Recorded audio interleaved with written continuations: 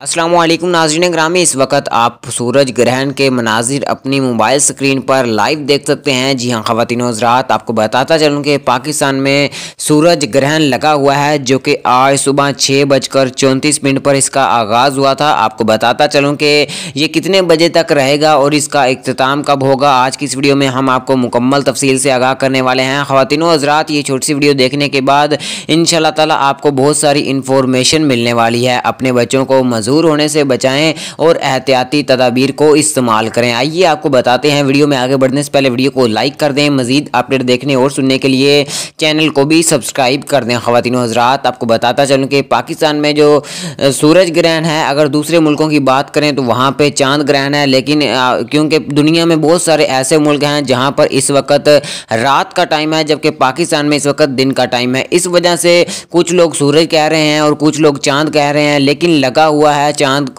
को ग्रहण लगा हुआ है या सूरज को ग्रहण लगा हुआ है, वो मनाज़र आपके सामने स्क्रीन पर हैं।